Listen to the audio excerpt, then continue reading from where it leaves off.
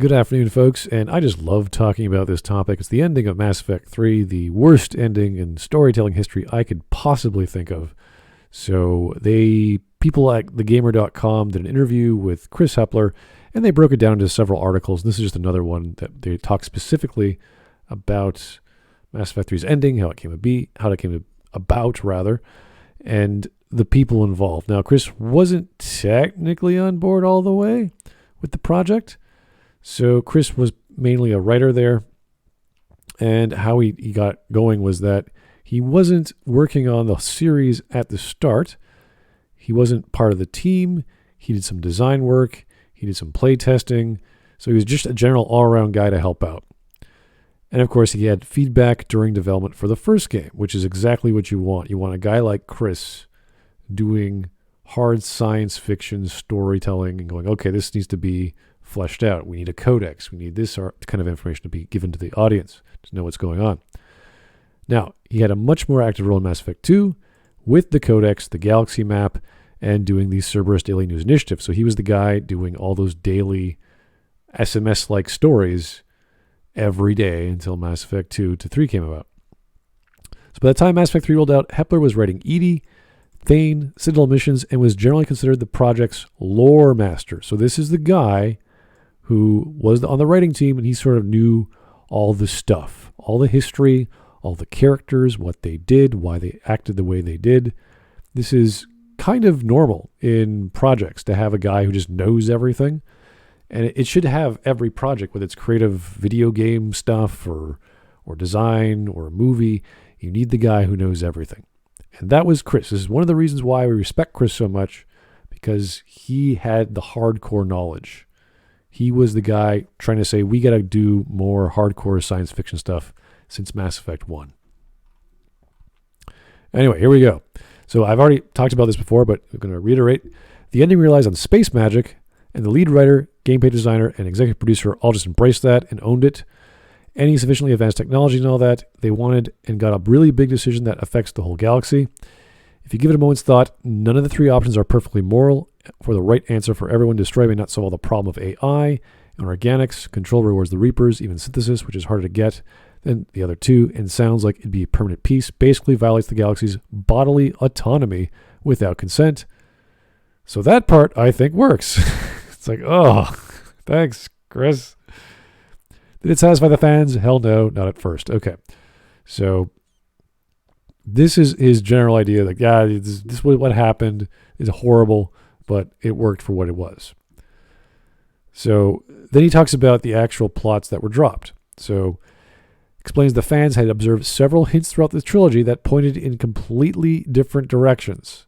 For example, there are aspects of the lore that actually lean toward the Citadel species allying with the Reapers in order to collectively tackle a dark energy anomaly, as opposed to the Reapers remaining as the big bad right until the credits roll.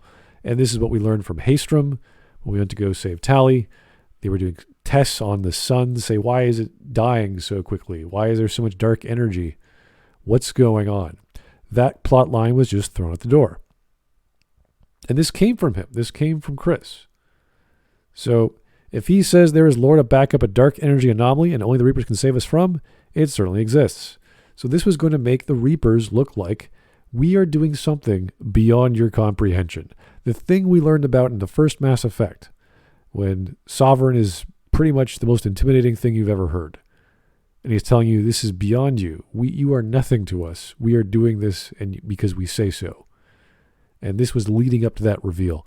And they just dropped it. Now, what would I have done? I wouldn't have done space magic at all. No kidding. I plan to write 3 codex entries on the Crucible rather than 1, reflecting on what scientists think it is at first, what it appears to be once constructed, has made progress, and a third detailing how it will kill the Reapers, readable right before return to Earth. So this is kind of cool. I don't know if I totally agree with this because I don't like the idea of the Crucible, but let's just say this was the case. They're figuring it out as they go, which makes some sense because we sort of learned it as we went along the story as well. We got codex entries, and if we actually saw them, this was the one that always pops up in debates, is that there was this thing we could find in the Attican Beta Hercules cluster from the planet Elatania. It's called the interferometric array. And it says, the Crucible tunes into the mass relays command switches. Installing the interferometric array into the Crucible systems results in a real-time map of the entire galaxy, including the position of each and every Reaper in the Milky Way. Now, you didn't need this upgrade to pass the game, but it's one of those random EMS things you can get, 45 EMS for whatever reason, that gives you a little insight to what the heck this machine is that you're building. You think this would be part of the standard construction of the Crucible, but a little bit of data. So this thing only targets can find out the actual location of every single Reaper in the galaxy, which is crazy when you think about it. A galaxy having this capability of this crazy microphone thing, whatever you want to call the Crucible. So in the game already, you were able to target every Reaper from a lore perspective, at least. Anyway, Hepler explains that he wanted to take the inspiration from Nancy Kress's novel Probability Moon. Now, if you don't know Nancy Kress, she's been writing science fiction for a long, long time. And her first one came out in 2000 not her first novel, but her first book in the series called Probability Moon. So Chris obviously did some reading. He knows his science fiction. This is totally fine. In order to have the Crucible use the strong nuclear force as a weapon, Kress's superweapon is designed to create a massive burst of energy that is completely harmless for objects that have a low atomic weight like organic flesh made of carbon chains. This means that the vast majority of citadel species would be virtually unaffected by a blast from this weapon. Okay, so if you don't know what the strong nuclear force is, there are four major forces in the universe. There's the strong, there's the electromagnetic force, there's the weak nuclear force, and then there's the gravitational force. Now, strong force is talking about the connection between protons and neutrons, essentially. There's a lot more to it, but that's the simple way I can explain it. So it's the most powerful of all the four forces. It's the thing that makes atoms stick together, essentially. So he's talking about using objects with a high atomic weight and just blowing them away. This massive explosion, kind of like the Crucible, just blows. This radiation just goes throughout the entire galaxy, and it destroys, I guess, heavy metals. I'm trying to say, because heavy metals, it's depending on how you categorize them. I mean, you could say iron is a heavy metal. I'd say sure, but aluminum, really? I don't know. It depends on how you measure heavy metals. So here's a heat map of heavy metals. I mean, you've got mercury, you've got zinc, you've got all kinds, but they don't have high atomic numbers. Number 30 is not a high atomic number. And he's referring to carbon. Carbon has, number 6. So I don't know what exactly he's referring to. Once you get into the exotic metals here, like seaborgium, or what do we got here? Livermorium, like all these high, heavy metals, like would that destroy the metals? Would it disintegrate them? Like what would happen? I don't know. But that's the beauty of science fiction. You could play around with ideas that have a basic scientific understanding, like a heavy metal or a high atomic heavy metal, and you could say, okay, we're only going to use like other lore, like interferometric arrays, to target these things throughout the galaxy, or to target these things within Reapers. There's lots of ways to do this. It's kind of cool. You could have so many different solutions. And here's Chris, a guy who's just read a book from some other novelist, and go, yeah, we could have done that. Hard science fiction solution to this ending, which is elegant, obviously stealing, but you could make it your own. So that would be fine. So objects with a much higher atomic number would be annihilated by the pulse. That sounds, again, we're talking about the galaxy, just blowing away atoms, which is crazy. So maybe there's a bit more storytelling needs to be done here. It just blows my mind that this is a solution. They couldn't have thought of something like this on an atomic level. This weapon is constructed in such a way that it emits life-killing radiation for anything made up of heavy metals. So technically cybernetic creatures like the Reapers and Husks would have their organic parts fried? Because they're right next to the heavy metals? Okay. So it's not annihilating the heavy metals entirely, it's just heating them up? I don't know. But the organic creatures are a safe distance away, like a civilian population. Would be just fine. He also notes that there is room for casualties if organics are on high-tech spaceships. They get caught in the blast radius due to their current surroundings, meaning space navies would also be at risk. Cool. I mean, this is a viable solution. Now, Chris could have said a bunch of nonsense that has nothing to do with heavy metals or science. I'd be like, yeah, you want to know why? Because any idea is better than the ending that we got. Any reasonably sounding solution to how to stop the Reapers or how to end the game would make more sense than the ending we got with the Starved Child. The rebuilt Shepherd, who had a fair bit of cybernetics, would die heroically. Ooh, see, this is fine. You'd still keep the heroic sacrifice of Shepherd. That was always likely to be on the cards.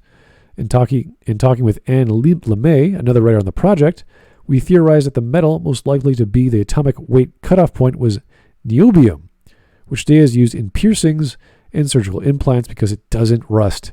You can embed it in flesh without ill effects. It's even blue when exposed to oxygen, like the glowing blue husks we've been fighting since Mass Effect, so it makes sense as a building block for the Reapers and their ultimate weakness. That's fascinating. Niobium, what a fascinating concept. Atomic number 41. Huh. I don't know. Might not work so well. It's possible. Go back to our wonderful heat map. Number 41. Okay, it's in the middle. It's a transition. It could work, but you're skipping out like the majority of the table. So it would go up to niobium, and everything after that would be destroyed. That's kind of crazy. So here's tin. Tin is just eradicated. Anything made of tin, all your beans, whatever food you have in tins, gone. What else we got? Antimony, okay. Tellurium.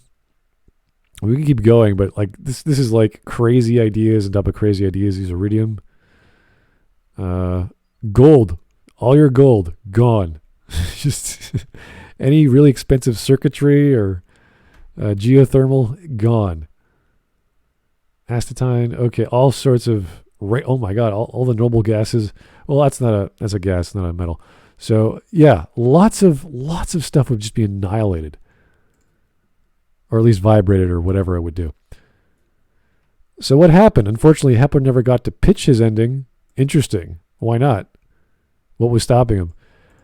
The design leads moved pretty fast with their destroy control synthesis trifecta to the point that the whole premise had been approved before Hepler even got around to finishing his second codex entry. Wow. As a result, he hadn't got a full description of how this pertained. So, I also had some concern that Nancy Kress might notice and sue us if we didn't do any homework. That's funny. And there was no time to do the homework, which would be me telling all the leads to hold off for a week. I'll exchange a crap ton of emails with my subject matter experts. Sufficiently advanced technology indistinguishable from magic was far easier and much more project momentum. Yeah, so the simpler answer, not the scientific or the sci-fi or science fiction solution, ended up working out. Look what happens when you don't use science fiction. You have magic. You have bullshit explanation with bullshit solutions and absolutely contrived, pulling out of your ass villains, or whatever you want to call the Star Child, coming up and telling you an information dump about how this is all going to end because I said so. No logic that makes any sense. No science to explain how things work. We don't know how Shepard's even alive at that point. He's just alive. The plot says so.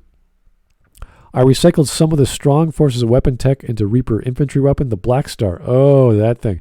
In retrospect, I wish I'd spoken it more or thought it all out faster, but them's the breaks. So it sounds like Chris was doing a bunch of other things. It wasn't busy enough, was too busy to actually put his ideas out there. And it just goes to show you that Chris, or at least some people in the project, are actual science fiction authors or readers. They read science fiction. They know what it's about. They can borrow ideas. They can steal ideas from other authors and say, hey, we're going to take this and take that and have it make some sense. As opposed to having Mac Walters and Casey Hudson, as smart as they are, I'm not saying they're dumb guys, but they did not have a science fiction solution to this very real and almost impossible problem, which is boring, which is not what you do in space operas, which is not what you do in science fiction stories. And yes, you can see the watering down of science fiction throughout the series, but this was certainly not the time to do that. You want a resurgence of the idea of Mass Effect, which from the first game, we all got our inspiration from. So why they watered it down fully for the dramatic, bizarre, magic excuse in a science fiction story, I don't know. So that's as far as I wanted to go. Now they talk about the indoctrination theory, which we already talked about.